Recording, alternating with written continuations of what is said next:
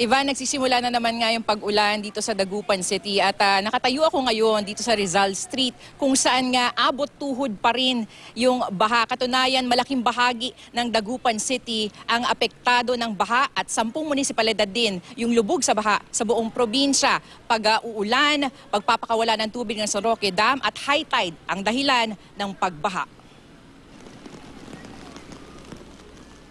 Paroot pa rito ang mga truck ng Dagupan CDRMO. 20 barangay kasi ang lubog sa baha makalipas ang buhos ng ulan simula noong Sabado. Mataas na po yung tubig, kailangan na naming umalis, wala kaming mahigaan.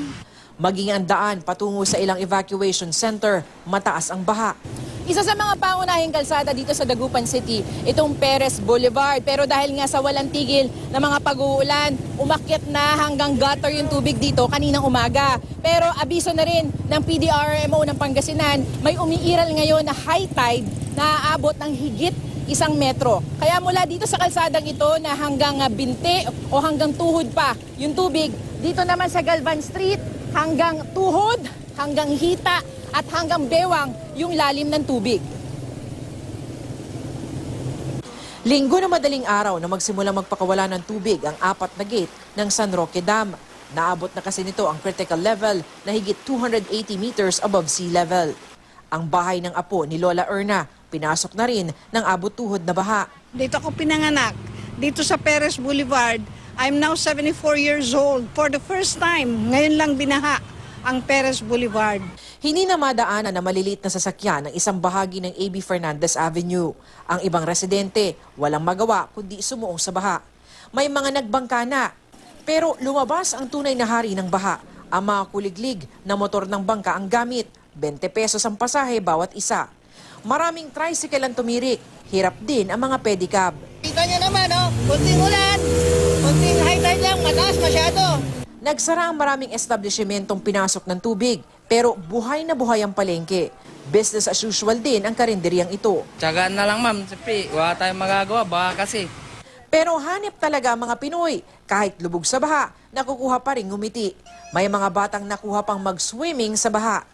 Maingat naman ang iba, nakasuot na mga wader at tie-high na mga bota. Para makaiwas sa sakit, sa leptospirosis. Magaling din ang mga nagtitinda. Lubog din sa baha ang mga residente ng Barangay Talibaeo sa Calasiao. Nasa 2nd floor na ang mga residente. Ang mga pasukan, hindi na pinto, kundi bintana, bakod at bubong. Lampas tao po. Diyan, lampas tao. Ito na mga kapitbahay namin, madam, lumikas sa barangay. Pero yung sa amin kasi medyo mataas. Kaya hindi kami lumipat. Nagbabala naman ang PDRMO na baka matagalan pa ang pagbaha. Basically kasi ang Pangasinan is a flood-prone area. Catch basin ito, mas lalalim ang pagbaha kung sakaling tuloy-tuloy itong pag-ulan. Yung absorption capacity ng ating kailugan o yung lupa ay medyo hindi na ganon. Ivan, sa pinakahuling talangan ng Pangasinan PDRMO, nasa 44,000 na mga residente apektado ng pagbaha. 3,000 sa kanilang nasa mga evacuation center. Samantala, localized class suspension ang pinatutupad dito sa probinsya. Ibig sabihin, yung mga LGU ang magsasabi kung walang pasok bukas. Samantala, sa ngayon, ang mga nag-anunsyo pa lang na walang klase bukas sa lahat ng antas ay ang bayan ng Bugalyon, Calasiao, Lingayen at dito sa Dagupan City. Ivan. Maraming salamat sa Lima Refran.